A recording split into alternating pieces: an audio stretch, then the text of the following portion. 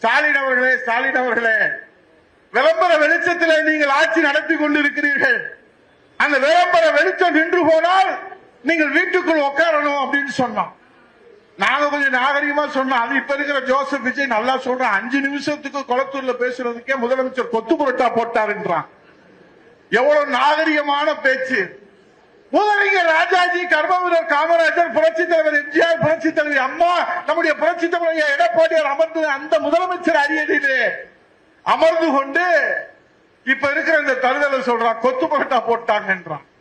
ஓடு ஓடு ஓடு ஓடுன்னு ஒண்ணு ஓடுன்றான். யாரு ஓடுனா கரூரை யாரு சுடுகாடால? நம்ம புரட்சி தமிழ் ஐயா எடப்பாடியார் இருக்காரு, அவர் ஒரு கருணையின் வடிவம். அந்த பயலை அப்பயே சட்டசபையில வச்சு முடிச்சிருந்திருக்கலாம். இவரு அவனுக்கு வக்காலத்து வாங்கி அவருக்காக பேசி அவருக்காக சொல்லி அவன் நம்மள சொல்றான் தூந்து போன சக்தி என்று.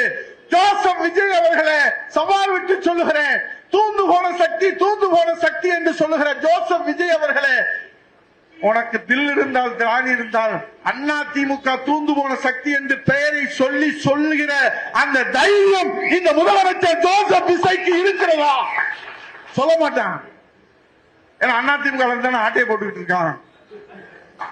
அவன் சொல்றான் அண்ணா திமுகவும் பேரறிஞர் பெருந்தகை அண்ணா அவர்கள் துவங்கிய திமுகவும் புரட்சி தலைவர் எம்ஜிஆர் துவங்கிய அண்ணா திமுகவும் கூட்டு களவாணி என்று சொல்றான். எந்த களவாணி சொல்றான்? ஜோசப் விஜய் சொல்றான். இன்கம் டாக்ஸ் கட்டல அவனுக்கு களவாணி பட்டம் கொடுத்திருக்கு மத்திய அரசு. இன்னைக்கு எம்எல்ஏக்களை கலந்து போறான், களவாணிட்டு போறான்னு நாங்க சொல்லல, நம்ம கூட சொல்லல, எல்லா கட்சியிலும் சொல்றான். அவர் பாவம் மக்கள் செல்வர் அண்ணன் டிடி தினகரன் அவர்கள் ஒண்ணு கண்ணே கண்ணு ஒரே எம்எல்ஏ காமராஜரை தப்பி தவறி ஜெயிக்க வச்சிருந்தார். அவரை கடத்திட்டு போயிட்டான். அவர் ராத்திரி பூரா ஐயா கவர்னர் ஐயா பாருங்கயா கடத்திட்டு போயிட்டாயா.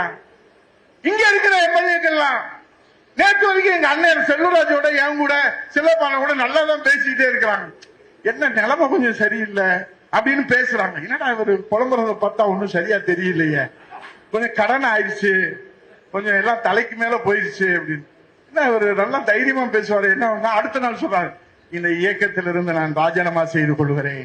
என்ன அது ராஜினாமா வந்துச்சு. அடுத்து என்னாச்சு? அடுத்து ஒண்ணு சபாநாயகர் ரெடியா இருக்காரு ஜேசிடி பிரபாகர், அவரை கட்சியில சேர்க்கலன்னு அவருக்கு கோபம்.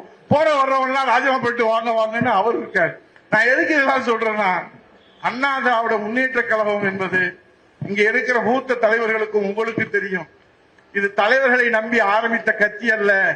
ஏழை எளிய சாமானிய மக்களை நம்பி, தொண்டர்களை நம்பி துவங்கி இந்த இயக்கம்.